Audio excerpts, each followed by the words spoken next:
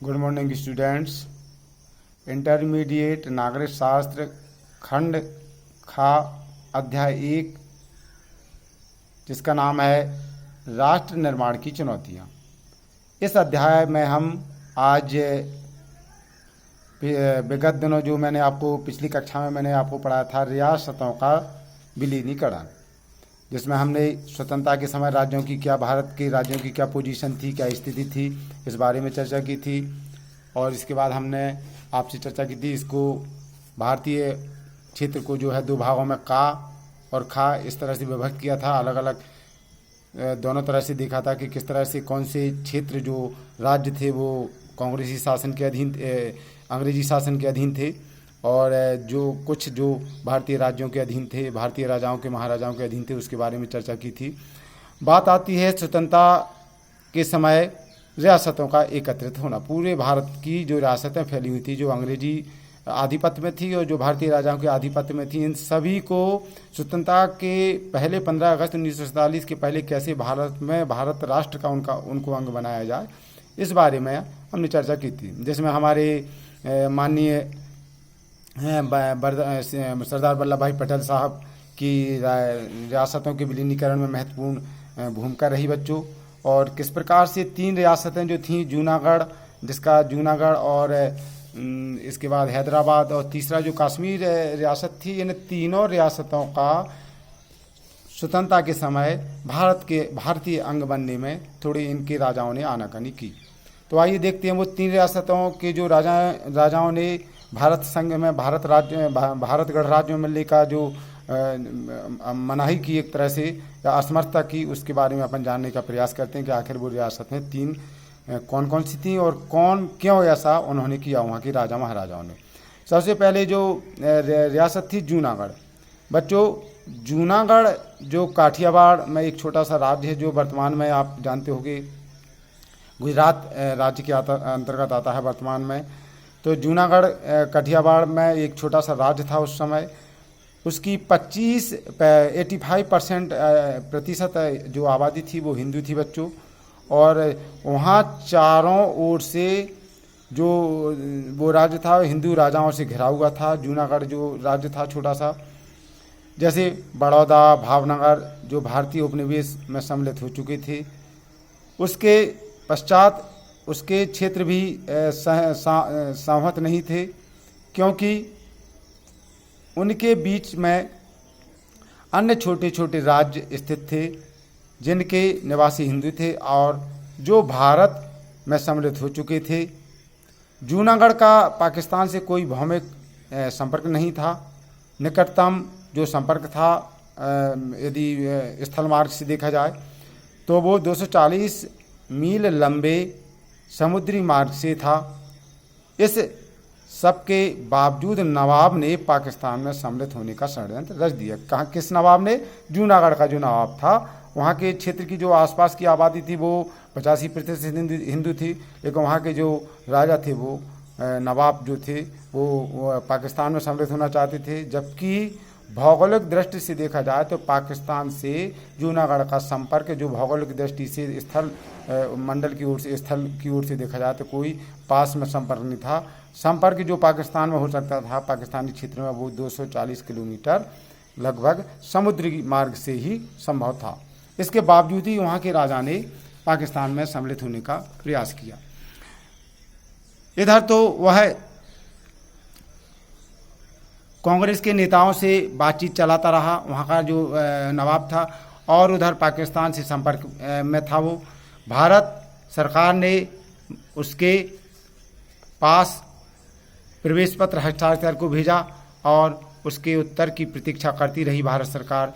तभी सहसा अखबारों में, समाचार पत्रों में प्रकाशित हुआ कि जूनागढ़ पाकिस्तान में सम्मिलित हो गया है। देखिए आप, कितना वहाँ के नवाब ने षड्यंत्र किया।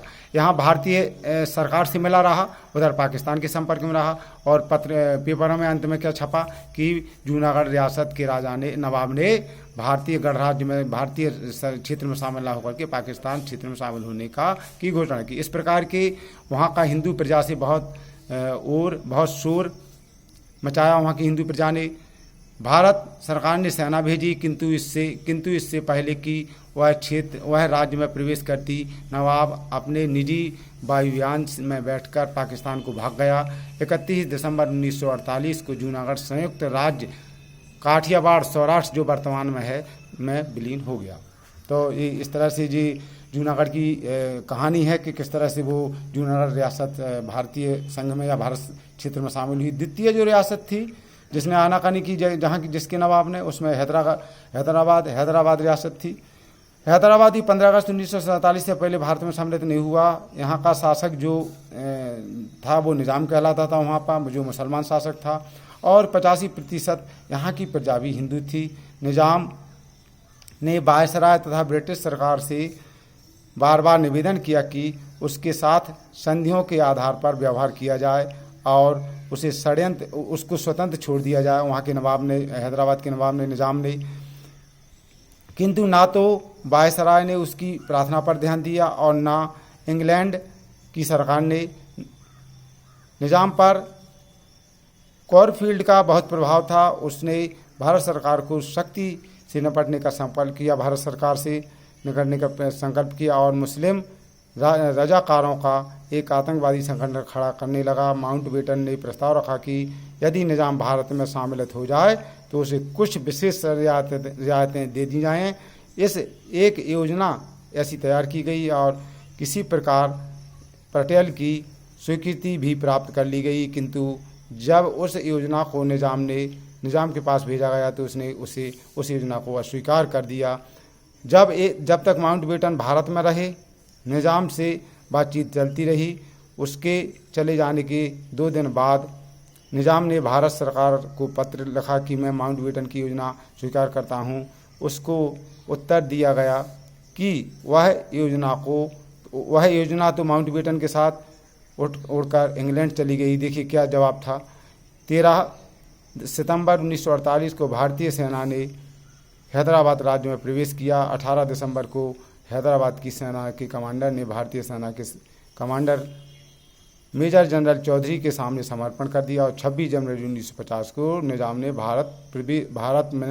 ने प्रवेश पत्र पर हस्ताक्षर कर दिए और भारत में सम्मिलित हो गया। तो इस प्रकार से 2 जो रियासतें थी उनकी इस भारत में विलय होने की आपने प्रक्रिया देखी। तीसरी जो रियासत थी कश्मीर की बहुसंख्यक जनता मुस्लिम थी और राजा हरि सिंह हिंदू था। वहाँ का जो राजा था वो हिंदू था। 15 अगस्त तक ना तो वह भारत में सम्मिलित हुआ और ना ही पाकिस्तान में पंडित नेहरू के महाराजा से अच्छे संबंध थे। जो वहाँ के महाराजा थे उस समय संबंध थे, इसलिए माउंटबेटन ने स्वयं श्रीनगर गए और महाराजा तथा उनके प्रधानमंत्री पंडित कॉक से मिले। वहाँ उसके प्रधानमंत्री जो थे वहाँ के उस समय के, किंतु महाराजा ने कोई अंतिम निर्णय नहीं लिया। उसने भारत तथा पाकिस्तान दोनों से यथास्थिति कायम रखने के समझौते पर हस्ताक्षर करने को कहा, जिससे उसे सोचने के लिए कुछ समय मिल जाए। पाकिस्तान राजी हो गया और समझौते पर हस्ताक्षर कर दिए, किंतु भारत ने इनकार कर दिया। पाकिस्तान चाहता था कि महाराजा शीघ्र निर्णय लें, किंतु महाराजा ने विलंब से निर्णय लिया और 22 अक्टूबर 1947 को पाकिस्तान ने अपने कबायलियों को कश्मीर पर आक्रमण करने को भेज दिया। शीघ्र ही पाकिस्तान का अनेक महत्वपूर्ण कस्बों पर अधिकार हो गया। कश्मीर के उरी, बारामूला आदि भी उसने हस्तगत कर लिए। आक्रमणकारी श्रीनगर से कुछ ही दूर रह गए थे।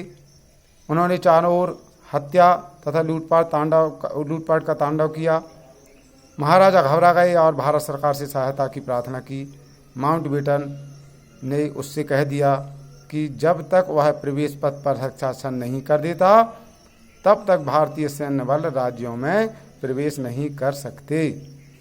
26 अक्टूबर को महाराजा ने प्रवेश पत्र पर हस्ताक्षर कर दिए इस शर्त के साथ, और नेशनल कॉन्फ्रेंस के नेता शेख अब्दुल्ला ने भी प्रवेश का समर्थन किया।